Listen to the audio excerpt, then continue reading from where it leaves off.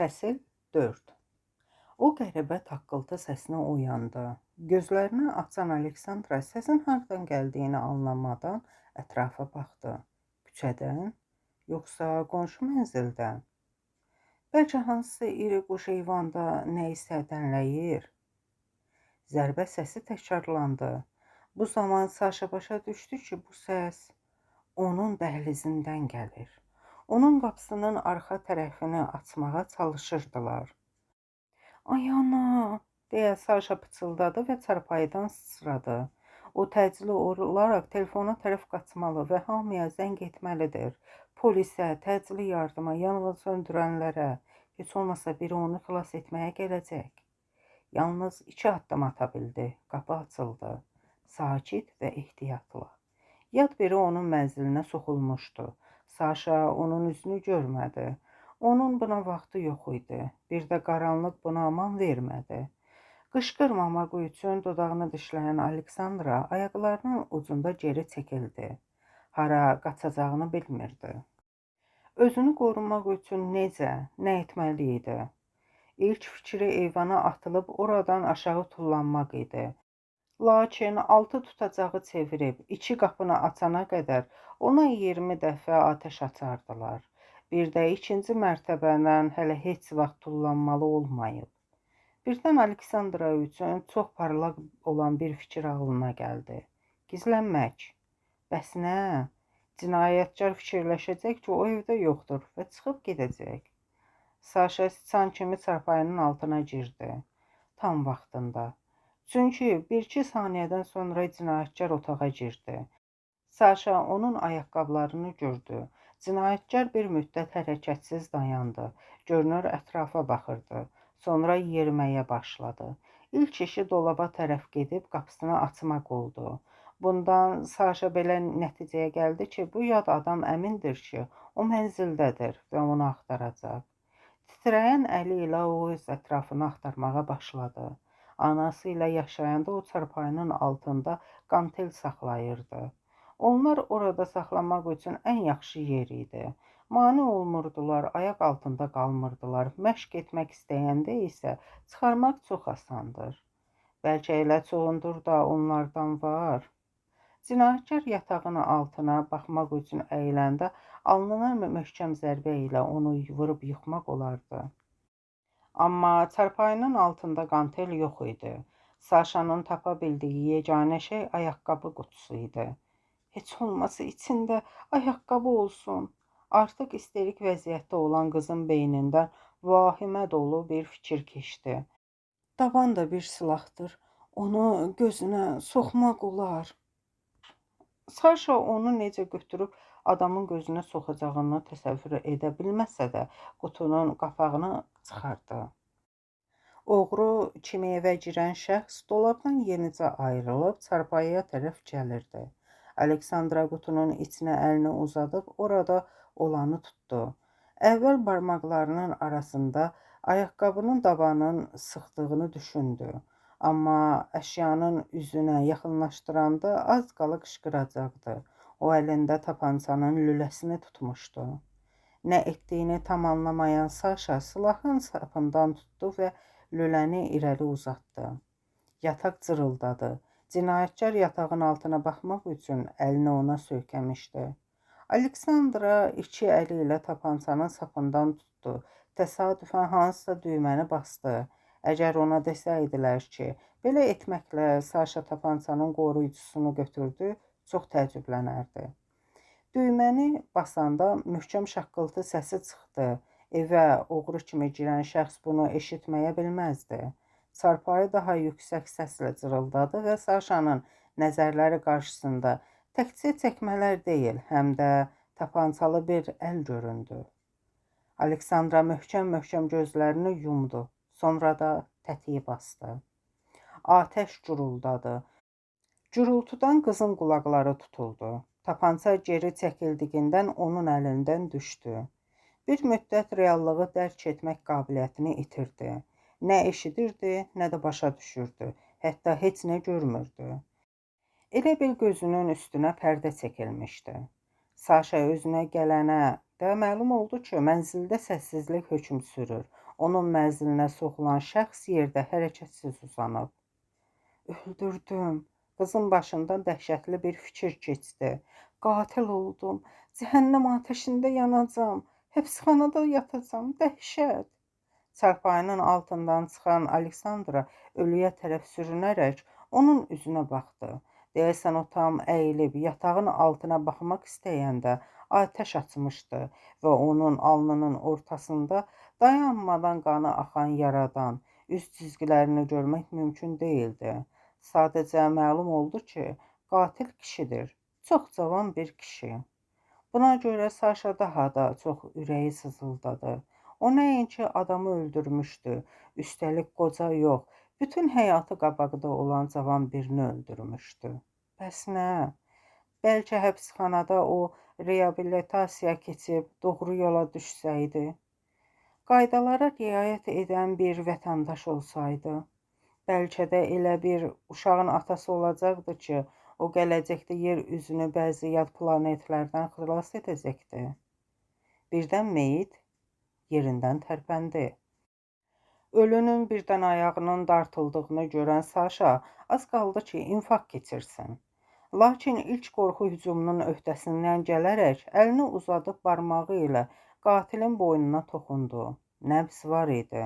Üstəlik zəif olsa da normal döyünürdü. Saşa onun alnındakı yaraya diqqətlə baxdı. Gördü ki, yara dərin deyil.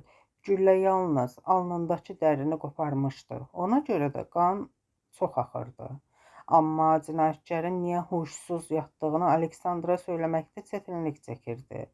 Şokdan huşunu itirmiş ola bilərdi, yoxsa qandan qorxmuşdu. Amma o zaman bu qatil deyildi, xanım xatın biri idi. Qızı bu düşüncələrdən qapının kəskin zənginin səsi ayırdı. Bu gözlənilməz səsdən nəinki Saşa, həm də onun məğlub etdiyi oğru da diksindi. Qız çox düşünmədən tapança ilə onun başından çırpdı və o yenə sakit uzandı. Aleksandra isə gecə yarısı onun yanına kimin gəldiyinə əvvəlcədən bildiyi üçün qapını açmağa getdi. Şurka, səndə nəsə partladı? Deyə qapı açılan kimi Katya xala Saşadan soruşdu. Aha, sən burada nə edirsən? Deyə yaşlı qadın gözlərini qıyaraq onu şübhə ilə süzdü. Mən deyildim. Xiyarla dolu bərni partladı. Bərni? Deyə qonşu şübhələnməkdə davam edirdi. Xiyarla? Hə, böyük, 5 litrlik. Bağışlayın Katya xala, amma mən hər şeyi təmizləməliyəm. Deyən qız yaşlı qadının üzünə qapını çırpdı. Gözlükdən baxan Saşa gördü ki, qarı bir müddət qapının astanasında dayanıb, sonra öz mənzilinə çəkildi. Yalnız bundan sonra Aleksandra otağa qayıtdı və çaşqınlıqla məğlub olan düşməninə baxdı. İndi onunla nə etməliyəm, deyə o düşündü. Yəqin ki, onu bağlayıb, sonra polisə zəng etməliyəm. Lakin Saşa növbətçi məntəqəsinə etdiyi zəngi xatırladı və fikrini dəyişdi. Yox, polisi olmaz. Orada yəqin ki, quldurlarla əlbir olan birisi var. Əks halda bunun necə izah etmək olar ki, polis əvəzinə yanıma qatil gəldi. Saşa çəpəki tapançalara baxdı. Əvvəl özünçünə, sonra qatilin tapançasına və özünü daha pis hiss etdi. Lap adi polislər gəlsələr belə, deyə o öz-özünü qorxutmağa davam edirdi. Silahı haradan götürdüyümü necə izah edəcəm? Deyəcəm ki, çarpayının altından tapdım, mənim deyil. İnanmayacaqlar. Əks halda açılmamış cinayəti üstümə yıxacaqlar. Neçə dəfə televizorda görmüşəm ki, günahsız insanlar etmədikləri bir işə görə həbs olunurlar. Onda bəs nə etsin axı? Cavab gözlənilmədən gəldi. Otağa göz gəzdirəndə çamadanının nəzəri toxundu. Qaçmaq. Sadəcə buradan qaçmaq lazımdır. Onun soyadının nə olduğunu, harada qeydiyyatda olduğunu heç kim bilmir. Yalnız Çuqundur onun şəxsiyyət vəsiqəsində olan məlumatları görür və o da İtaliyadadır. Nə yaxşı ki, müqavilə imzalamadılar. Elə Katya xalaya səyahət agentliyində işlədiyini dediyi yalan da lap yerinə düşdü. Onu axtarıb qonşudan soruşmağa başlasalar, yalan məlumat alacaqlar. Yaşasın, deyə Saşa sevinclə pıçıldadı və hazırlaşmağa başladı. Fəsil 5. 5 dəqiqədən sonra Aleksandra mənzildən çıxdı. Yataq dəstin, dəsmal və sevimli fincanları orada qoymalı oldu. Həm də nədənsə bütün əşyaları çamadanlara sığmadı. Saşanın hazırlaşdığı müddətdə qatil heç yerindən tərpənmədi. Onun 100% sağ olduğunu bilirdi. Çünki dayanmadan nəbzini yoxlayırdı. Həm də mənzildən çıxa-çıxda qatil ayaqlarını yerə döyəcləyərək nəsə sayaqlayırdı. Artıq sonra metroda olarkən ağlına gəldi ki, gərək cinayətkarın sənədlərinə baxaydı. Əlbəttə ki, onlar olmaya bilər, amma yoxlamaq lazım idi. O da gör necə axmaqlıq etdi. Yaxşı ki, heç olmasa evdən hər iki tapançanı götürməyi düşündü. Onları paketə qoyub metronun yaxınlığındakı zibil qutusuna atdı. Ömrü boyu yaşadığı evə çatmaq çox uzun çəkdi. Çünki ora tamamilə fərqli bir rayon idi və bu faktdan Saşa məmnun qalmaya bilməzdi. İndi onu tapmaq çox çətin olacaqdı. Metrodan çıxan Saşa piyada getdi. Səhər tezdən olduğunda mikroavtobuslar az keçirdilər. Ağır yüklə olsa da gəzişmək daha yaxşı idi. Ata evi onu sükutla qarşıladı. Bu bir şey demək idi. Lucia növbədədir. Kitabxanaçının maaşı artıq ən zəruri ehtiyacları ödəmək üçün kifayət etməyəndə, əlbəttə növbəti qardaşlığın xeyriyyə töhfələri kimi hər cür artıqlar nəzərə alınmırdı. Anası əlavə iş tapmışdı. Ya kosmetika distribütoru kimi və ya ev telefonunda dispetçer kimi, ya da ən yaxın Pançikinin girişində reklam cücəsi kimi çalışırdı. Ancaq bir il əvvəl onun bəxti gətirdi və onların kitabxanasının daimi gecə növbətçisi təqaüdə çıxdığından Lucia onun yerini tuta bildi. Yorğunluqdan taqətdən düşmüş Saşa çarpayıya uzanıb həmən yuxuya getdi. Yuxuda onu dəhşətli gürültü oyatdı. Bütün bu müddət ərzində kabuslar görən Aleksandra yerindən sıçrayaraq ölümlə üz-üzə görüşməyə hazırlaşdı. Lakin məlum oldu ki, dəhşətli səs-küy hər yerdə peyda olan qatil yox, Lucia yaradıb. Ana? Sanya? Hər iki qadın təəccüblə bir-birinin üzünə baxıb dondular. Lucia qızını mənzildə görəcəyini gözləmədiyindən, Aleksandra isə anasını onun gözləri qarşısında gördüyü formada görəcəyini gözləmədiyindən. Lucia'nın əlində böyük bir taxta xaç tutması, buna görə də mənzilə belə səs-küylə girmişdi. O qədər də pis deyildi. Əsas o idi ki, Lucia həmişəkindən tamamilə fərqli görünürdü. O bütün həyatı boyu eksantrik və təmtəraqlı geyinirdi. Rəngarəng, cıncırdır kimi paltarlar, rəngli, eksantrik, lələkli baş geyimləri, böyük dabanlı ayaqqabılar. Ancaq Saşanın indi müşahidə etdiyi Lucia onun öyrəşdiyinin tam əksi idi.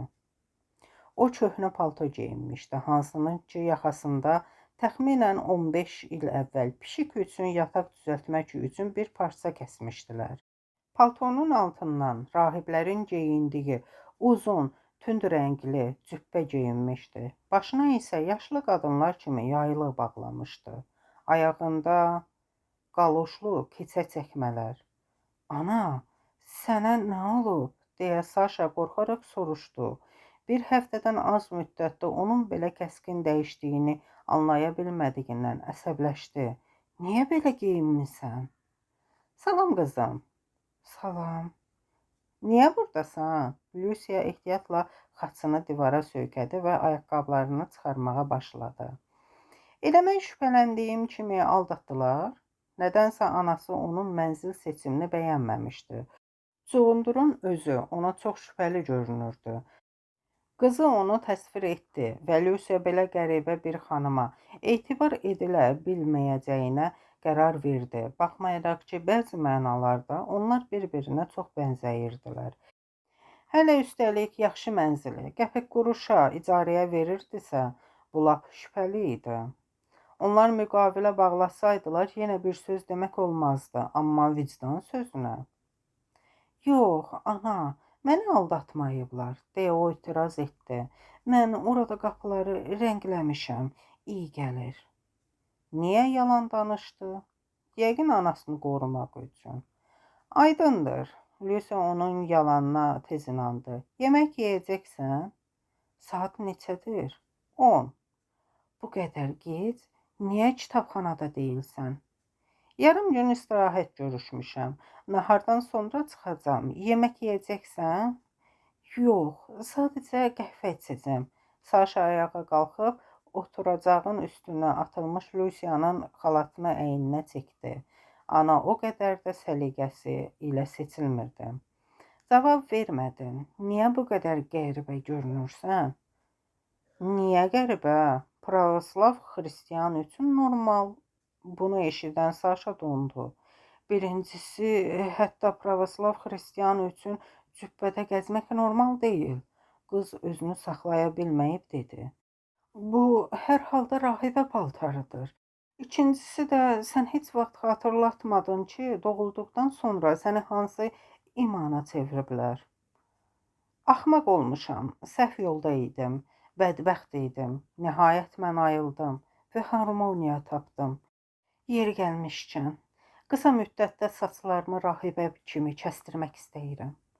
Lucia'nı Saşa kimi yaxşı tanıyan hər kəs onu bunu etməmək üçün fikrindən döndərməyə çalışardı, amma anasının hoqqalarına öyrəşmiş qız sadəcə başını tərpətdi.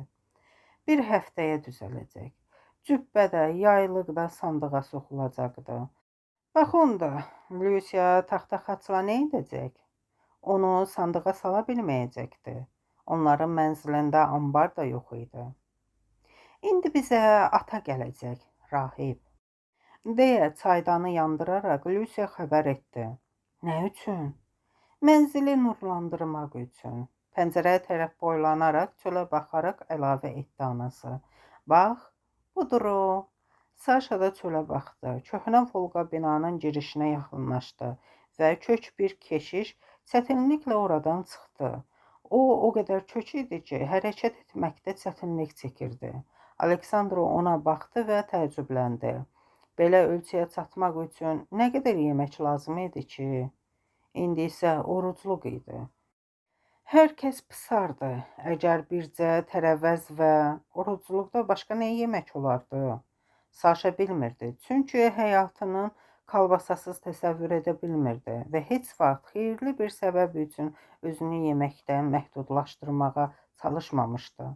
Bir neçə dəqiqədən sonra keşiş onların dar dəhlizində göründü. Onun böyük görünüşü ilə müqayisədə dəhliz nəinki kiçik, mikroskopik görünməyə başladı. Yoruldum, deyə içəri keçən keşiş ilk bunu dedi. İçməyə bir şey versənə, sahibə. Kompot, kvas, su, deyə anası əl-ayağa düşdü. Araq var? Xeyr. Keşiş məyus halda ah çəkdi. Onun nəfəsindən Saşanın üzünə araqdan və soğandan qalan iyi vurdu. Ancaq baldan düzəlmə ekstrant var. Soyuq dəymə üçün saxlayıram. Gətir. Lucia mətbəxə qaçdı və soyuducudan özü hazırladığı ballısını götürdü. Evdəki qadınlar, ana ilə qızı, spirtli içki içmədikləri üçün aylarla soyuducuda qalırdı. Mənə atışdırmalıq gətir, deyə keşiş Lucia'nın əlindən şüşəni götürərək əmr etdi. Lakin balaca badədən imtina etdi. Ona böyük parç gətirməyə əmr etdi. Nə istəyirsən ata? Kalbasa, pendir? Sən nə danışırsan sahibə, nə kalbasa? Orucluqdur. Lucia key kimi baxırdı. Görünür bunu tam unutmuşdu. Hələ üstəlik gələcəyin rahibəsidir. Hansı bağlamalardan var? Deyə keşiş soruşdu. Leço ya da badımcan? Var, gətir. Lucia məhz belə etdi. Arzu etdiklərini qəbul edən keşiş elə dəhlizdə oturub parçı bir nəfəsə boşaltdı. Sonra ardınca bir banka yaşıl pomidor çürüsünü yedi. Yalnız bundan sonra müvəffəqiyyət hissi ilə öz əmək alətlərini çıxarmağa başladı. Balaca dua kitabını, xaçını, şamları və müqəddəs suyu. Cinlərin kitablarından var, deyə hazırlığını bitirən keşiş soruşdu. Xeyr, deyə Lucia qorxaraq cavab verdi. Bəs onlar nədir? Deyə keşiş barmağını ədəbiyyat klassiklərini sıxışdıran yeni kitablar düzülmüş rəflə işarə etdi. Lucia əsl kitabxanaçı kimi kitabı atmağa əli qalxmırdı. Hə, onlar hamısı zərərsizdir. Yoga haqqında ədəbiyyat, özünü təmizləmə, karma haqqında dərsliklər. Hər şey şeytandandır. Dərhal topla və at. Elə bunun kimi. Deyə o çılçıraqdan asılmış yuxu tutanı göstərdi. Lucia rəfi boşaldıb Saşanın yoxluğunda evdə peyda olan mənzərələrdən və ikonalardan başqa hər şeyi divarlardan götürməli oldu. İblisli 3 çuval topladı. Onları zibil qutusuna aparmaq Aleksandraya tapşırıldı. O iblisliləri daşıyarkən keşiş də mənzili nurlandırdı. O demək olar ki, Saşa ilə eyni vaxtda bitirdi. Sonra daha bir part tələb etdi. Lucia həmən gətirdi. İçkidən sonra keşiş hazırlaşıb vidalaşmamış dedi. Qızım mənim, sən cübbəni çıxart. Hələ sənə icazə yoxdur. Dünya geyimində gəz. Anladın? Lucia dilxor olaraq başını tərpətdi. O yenidən hamı kimi olmaq istəmirdi. Keşiş gedən kimi anası aşağı düşüb zibil qutusunun yanındakı çuvalları götürüb evə sürüklədi. O dedi, yaxşı şeyləri atmağa ehtiyac yoxdur. Birdən gərək oldu. Mənə olmasa da başqalarına. Bundan sonra Lucia tez qəlyanaltı yeyib qızına çay verdi və işə qaçdı. Nurlanmış evdə tək qalan Aleksandra biraz boş-boş dolaşıb, sonunda bir paket quru çörəyi xırçıldadaraq televizora baxdı. O bütün bu hərəkətləri fikirli halda edirdi və birdən sıçrayaraq qışqırdı. Necə oldu ki, əvvəl başa düşmədim? Bunu deyib Aleksandra televizoru söndürdü. Anasının cübbəsini əyninə çəkdi. Başına yaylıq bağlayıb ayaqlarını keçə çəkmələrinə saldı. Evdən çıxarkən anasının köhnə paltosunu da geyinməyi unutmadı. Fəsil 6. Saşa ehtiyatla Suvorova küçəsindəki 3A nömrəli binaya yaxınlaşdı. Amma gündüz havanın işıqlı olduğu və ətrafda insanların çox olduğu bir vaxtda dünən gecəki kimi qorxulu olmadığından o cəld özünü ələ alıb möhkəm yerişlə girişə doğru getdi. İstədiyi mərtəbəyə qalxaraq zəngi basdı. Artıq tanış zəngin səsi səsləndi və bir neçə saniyədən sonra qapının arxasında boğuq bir kişi səsi eşidildi. İndi kimdir? Bağışlayın, amma sizinlə danışmalıyam, deyə Saşa qapıya cavab verdi. Daha sonra olmaz. Qapı açıldı və ilahi bədənli, atlas, qısa alt paltarlı üzə çıxdı.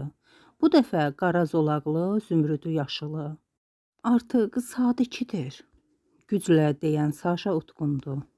Hə, işə bir bax, yaraşıqlı kişi yuxulu gözlərini ovuşdurdu. Mən də elə bilirəm ki, indi uzanmışam, deyə qısa gülüb əlavə etdi. Axşam yaxşı gəzdik. Bağışlayın, adınız nədir?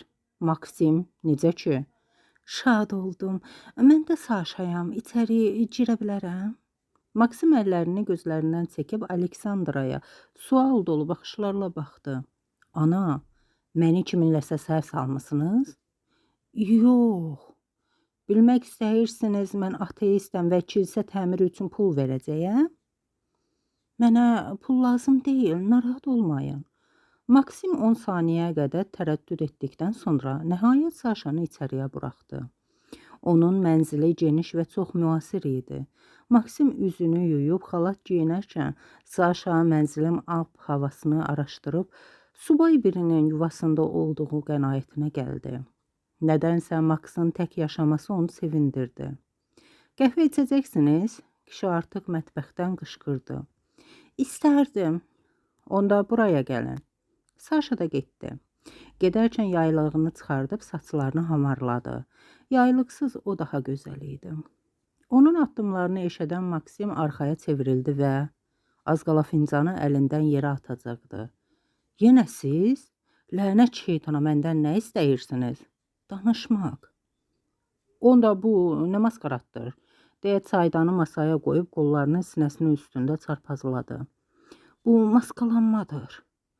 Aha, bəs üzr istəyirəm. Siz kimdən gizlənirsiniz? Bir qatildən. Max narahat halda qurcuxub telefona çəpəki nəzər saldı. Onun hara zəng etmək istədiyini Saşa bilmirdi. Təcili yardıma, yoxsa polisə. Amma daha tərəddüd etmədən bütün faktları üzə çıxarmağa başladı. Maksim əvvəl qızın sözünü kəsməyə çalışdı. Amma onu ələ salmadığını, ciddi danışdığını başa düşəndən sonra diqqətlə qulaq asmağa başladı. Təbii ki, inamsızlıq tam aradan qalxmadı, amma azaldı. Qız sonuncu güllənin cipin təkərini deşdiyini deyən kimi Max qeyri-şərtsiz ona inandı. O mənim avtomobilimdir, deyə o kədərlə bildirdi. Onun təkərinə doğrudan da güllə dəyib. Görürsünüz, mən sizi aldatmıram. İndi isə davamını dinləyin, deyə qız hekayəsini davam etdi. Bitirdikdən sonra Maxdan soruşdu. Bütün bunlar haqqında nə düşünürsünüz? Düşünürəm ki, bizim sizinlə heç bəxtimiz gətirmədi. Mən artıq başa düşmüşəm ki, bəxtim gətirməyib, amma bunun sizə nə adiyyatı? Hələ də heç nə başa düşməmisiniz? Bəzi şeyləri, Saşa tərəddüdlə dedi. Siz başqasının sifarişini almısınız. Elə bunu mən başa düşmüşəm. Dostlarınız sizin üçün fahişə sifariş veriblər. Yox, dostlarımın bununla heç bir əlaqəsi yoxdur. Dünən soruşdum. Onlar da əmin etdilər ki, mənim üçün belə bir sürpriz hazırlamayıblar. Xüsusilə belə. Deyən Max məyus halda başını bulladı. Biri məni öldürmək qərarı verib. Bunun üçün muzlu qatillə danışır və o qatili də aradan götürmək üçün başqa bir qatil tutur. 2 qat nəzarət normaldır. Əsl, indi heç nə başa düşmürəm. Siz hansısa Şalqam adlı qəribə bir xanımdan mənzil kirayə almısınız? Çuğundur. Çox güman ki, bu adı deyil, ləqəbidir. Bəlkə onun adı Föklandır. Fərqi yoxdur. Sizin çuğundur. Məncə dispetçer idi. Yəni xidmətlər üçün sifariş qəbul edir. Görüş yerini dəyişmək olmazı, xatırlayın. Pakeda, Babinka Pakeda. Telefonda yaşlı qadın idi. Hə, xatırlayıram. O məlumatları quldurlara ötürürdü. Bax, elə burada da eyni şeydir. Ona zəng edirlər, sifariş qoyurlar, sonra o məlumatı lazımi yerə ötürməli idi. Amma siz telefona cavab verdiniz. Yeri gəlmişkən, zəng edənə nə dediniz? Axı hansısa şifrə olmalı idi. Hey dünya. Nə? Şifrə yəqin ki, hey dünya olub. Çuğundur daima bu ifadəni işlədir. Mən də dedim. Öz başınıza bəla etdiniz. Saşa ağır ah çəkərək başını tərpətdi.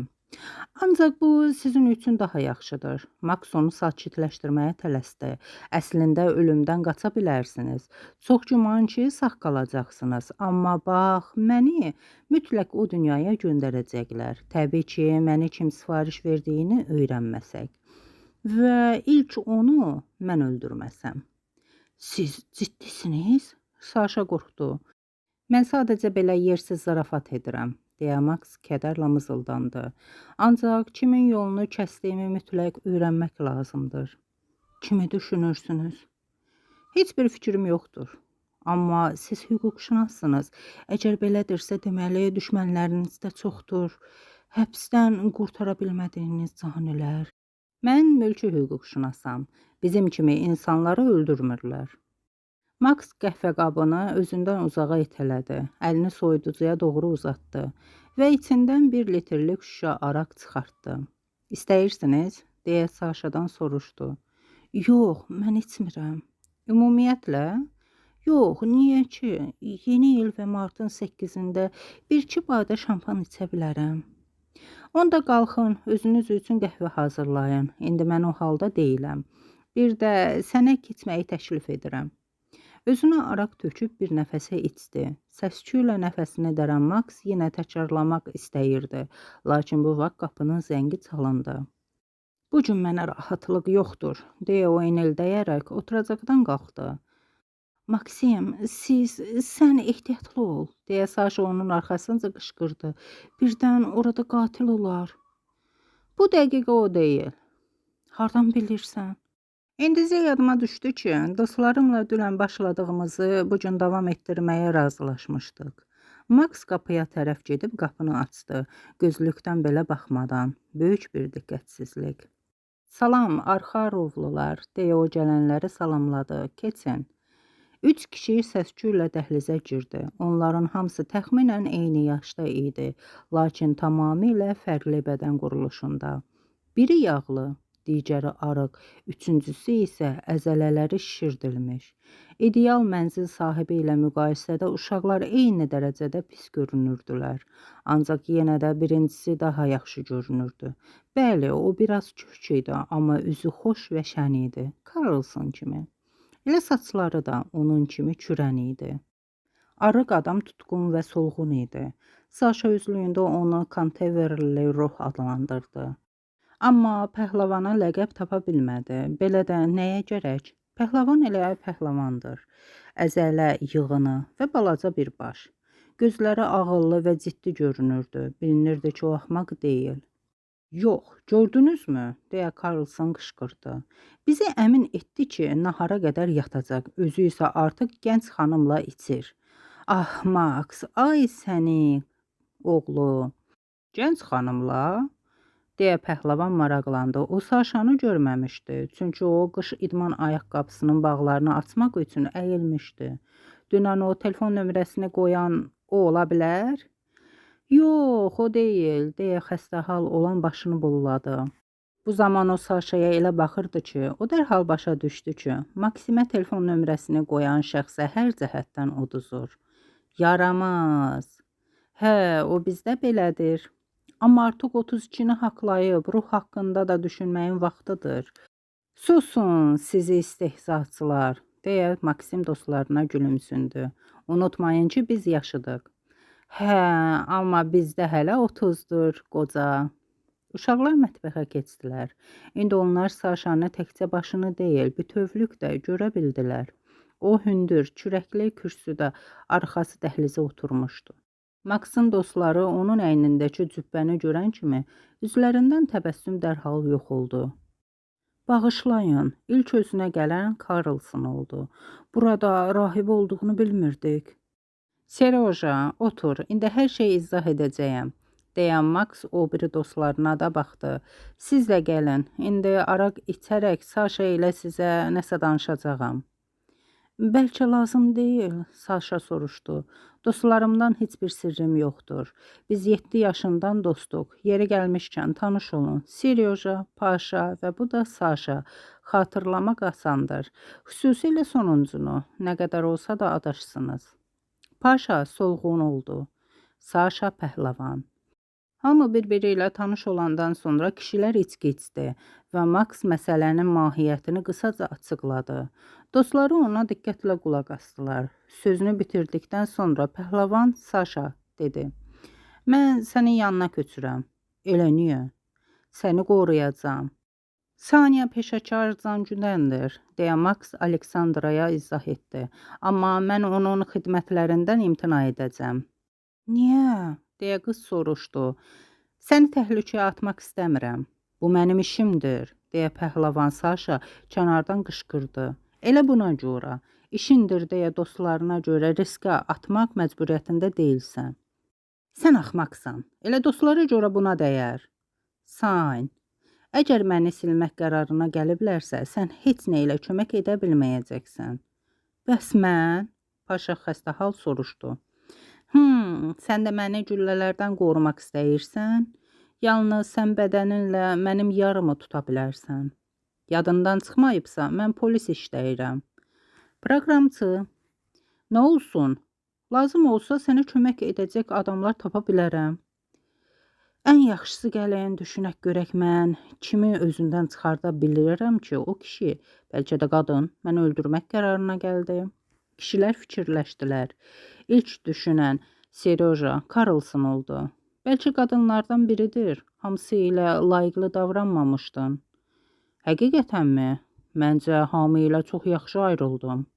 Bəs Natasha? Sən də xatırladın. Gör nə qədər vaxt keçib. Natasha kimdir? Deyə Saşa marağını gizlədə bilməyib soruşdu. Onun keçmiş sevgilisi Paşa hizza etdi. Maksın əskərlikdən gəlməsini gözləyirdi, amma gözləmədi.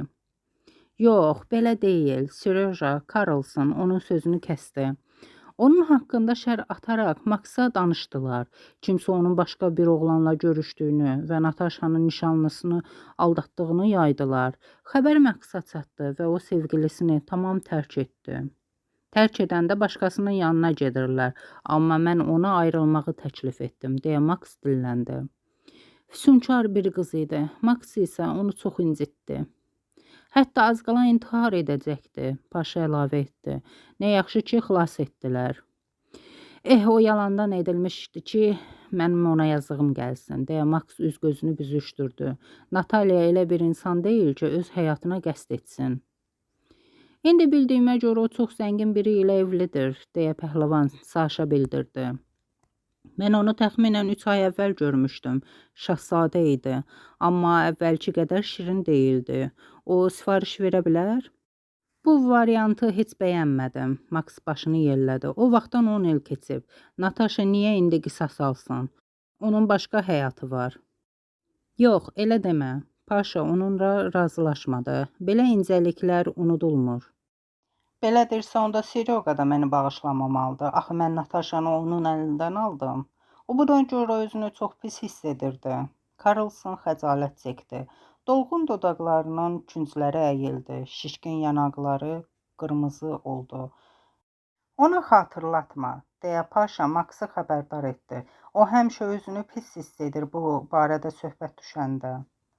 Amma o sənə qarşı kin saxlamır, deyə söhbətə pəhləvan da qarışdı.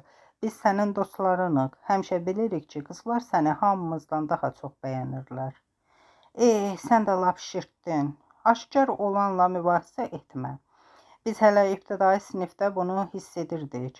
Orta sinifdə isə fikrimiz dəqiqləşdi. Hətta səninlə daha dostluq etməmək istəyirdik. Ancaq sonra dostluğun daha vacib olduğunu qərar verdik, deyə Sergey də bildirdi. Həm də yalnız gözəllikə düşkün olan qız səmimi sevgiyə dəyərmi? Niyə yalnız gözəlliyə? Deyə Saşa nədənsə Maksimin müdafiəsinə qalxdı. O həm də ağıllıdır. Maksi, sənin daha bir qoruyucun var. Belə də həmişəki kimi pəhləvan güldü. Aleksandraya baxıb əlavə etdi. İndi Max bizim üçün sadəcə bir standartdır. Gözəl, uğurludur. Amma məktəbdə yaramaz bir oğlan idi. Dərslərini heç vaxt oxumurdu, heç nəyə can atmırdı. Paravoz kimi siqaret tüstülədirdi. Bir sözlə qopar at. Ancaq qızlar həmişə ona can atırdılar. Natasha'dan. Yeri gəlmişkən, indi o ərindən boşanır, Karlson dedi. Nəsə onda oliqarxla alınmadı. Sən hələ də onun vassalısan? Mən onun dostluğundayam. Bu sənin nəyinə gərəkdir, Seri? Onun məndən başqa heç kimi yoxdur. Mən onu dəstək oluram. İndi Natasha üçün çox çətindir. Boşanmaq, başa düşürsünüz? Bu baş verənlərdə Max'ı günahlandıra bilər, pəhləvan qeyd etdi. Mənim bununla nə əlaqəm var? Max heyrətə gəldi. Ola bilər. İlk sevgi təcrübəsi, xüsusilə də uğursuz olan ömürlük iz qoyur. Düzdür, Paşa dostu ilə razılaşdı. Mənim yeniyetmə sevgim kürən idi. O qanımı o qədər çorladı ki, o vaxtdan bəri qırmızı saçlı qadınlara nifrət edirəm. Mən də bir qadına etibar edə bilmirəm, Sergey də kədərlə qeyd etdi. Çünki ilk dəfə aşiq olduğum qadın mənə xəyanət etdi. Axı mən Natasha'ya özümə inandığım qədər inanmışdım. Onunla bir-birimizə söz vermişdik ki, 9-cu sinifdə evlənəcəyik. Məni qayğılandırdınız. Max bircə bunu deyə bildi. Gəlin artıq içək, nə gözləyirik? Gəlin, sadəcə atışdırmalıqlarla. Doğrudan Paşa ayağa qalxdı. Niyə masa boşdur? Dünənki bayramı davam etdirəcəyimizə razılaşmışdıq. Sənsə bizə araqdan başqa heç nə vermirsən. Mağazaya qaçmağa vaxtım olmadı. Yenicə oyanmışam. Bu bəhanə deyil. Bildiyin kimi mən yemək yeməyi çox sevirəm, xüsusilə atışdırmalıqları, Paşa dedi. Hə də, siz distrofiklər çox qarınqulusunuz. Yadımdadır, axırıncı sərxoş məclisimizdə bütöv bir donuzu necə ötürdün.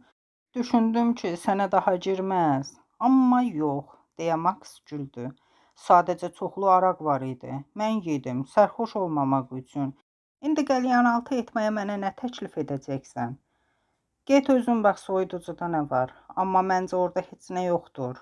Pizza ya sushi sifariş edə bilərik, Karlson təklif etdi. Ancaq gərək gözləyək. Bəlkə Aleksandra bizim üçün süfrə açsa yaxşıdır, Sergey fikrini bildirdi. Məni niyə qatırsınız, deyə Saşa utandı. Mən burada qonağam.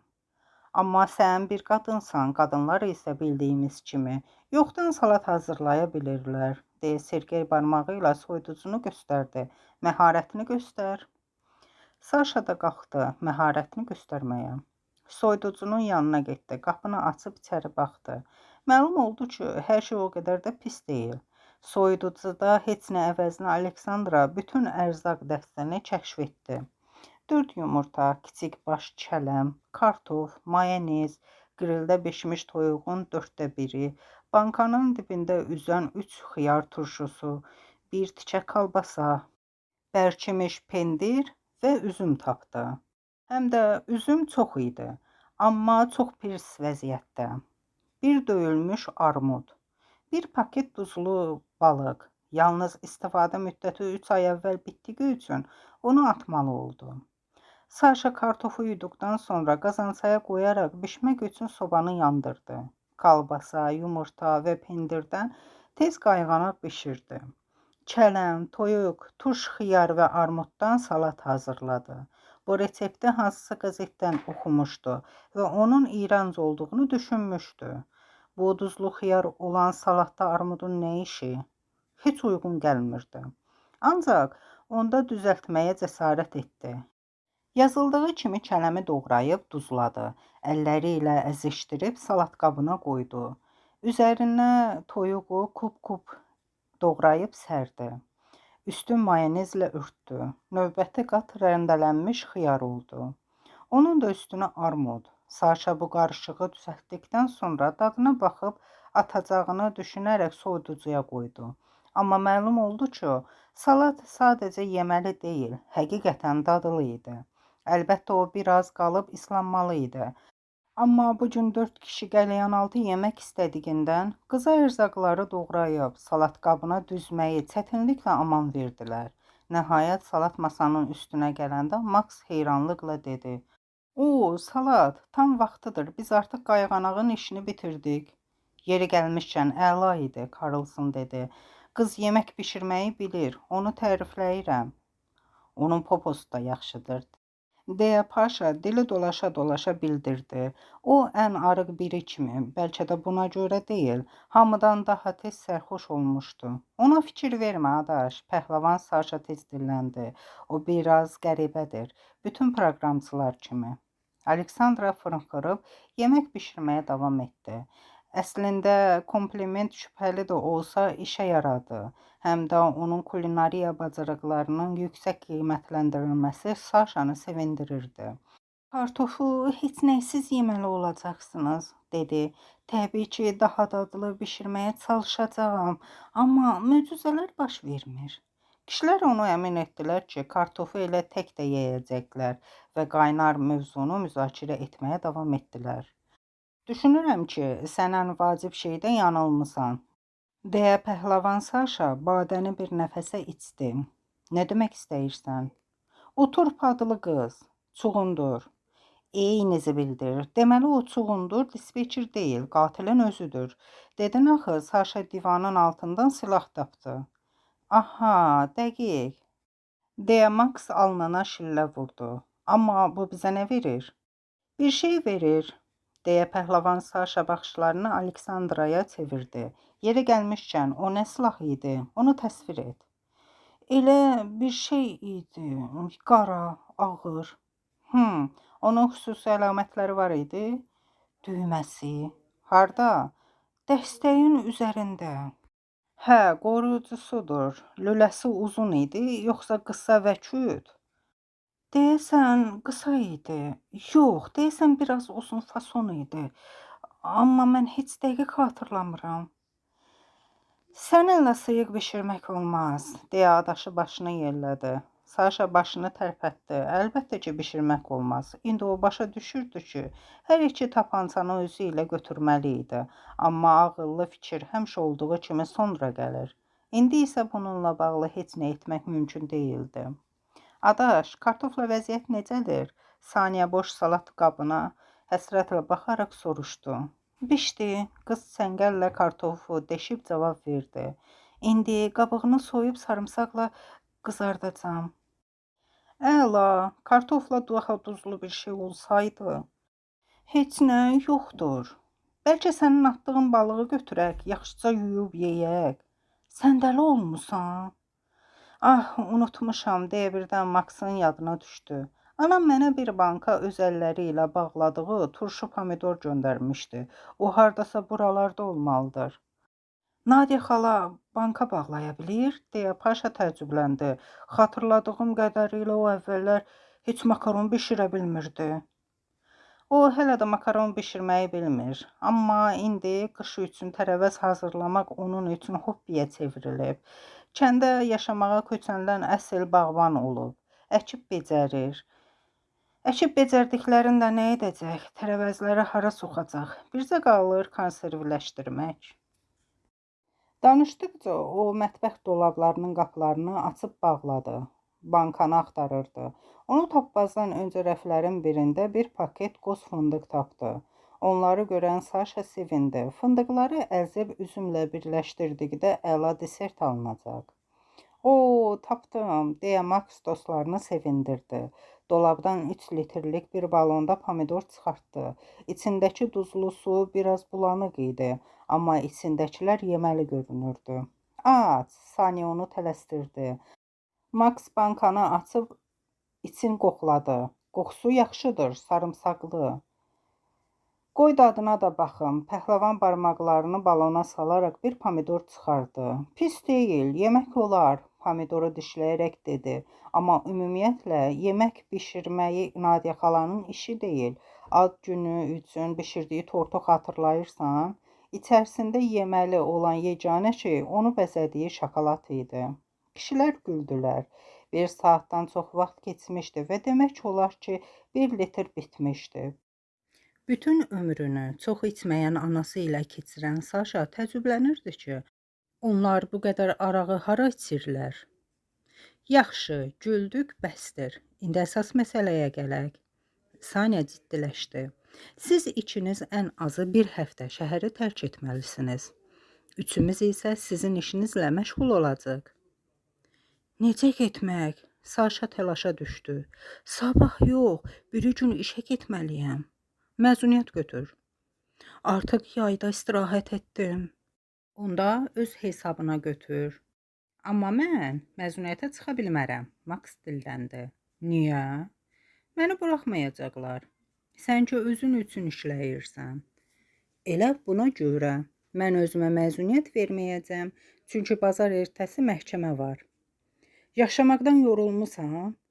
Yox, amma mən öz nüfuzumu riskə ata bilmərəm. Birdən sağ qaldım.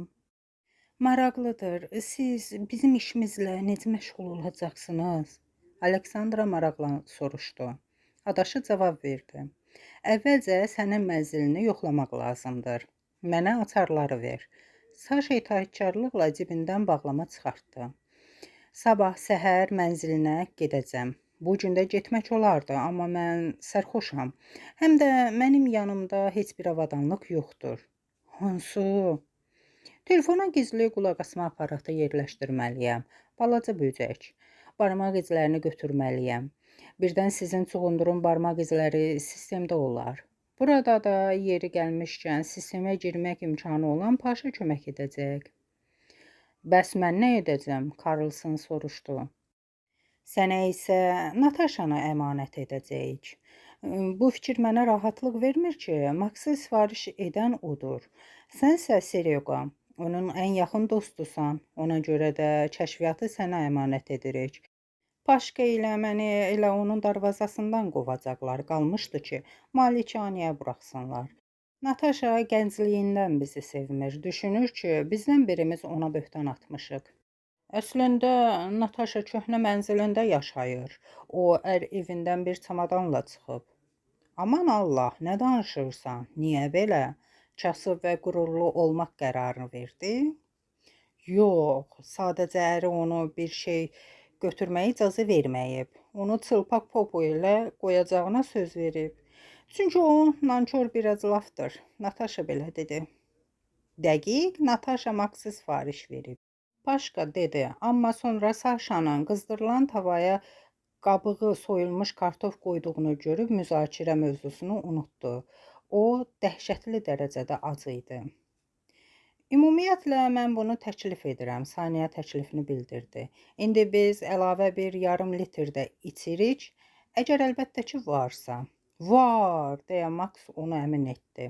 Yaxşı, deməli biz kartofla həmin yarım litri içirik və hərə öz evinə gedir. Sabah səhər tezdən isə gəlib sizi aparacam. Şəhərdən kənara, hələlik Nadə xalanın yanına getmək olar. Sonra artıq özünüz qərar verərsiniz nə edəcəyinizə. Orada mən zəng edənə qədər gözləyərsiniz. Yəni, gecəni burada qalmalıyam? Saşa gözlərini qırpdı. Burada, nəyi bəyənmirsən? Amma onun bir otağı var. Əslində 2 otaqlı mənzil idi. Max düzəliş etdi. Amma mən dəyişdim. Lap olsun 3 otaqlı. Mən burada harda yatacağam? Max bir centilmen kimi sənə öz çarpayısını verəcək. Özü isə ya otaqda divanda, ya da mətbəxdə uzanacaq. Sənə sataşmayacaq, narahat olma, Paşa güldü.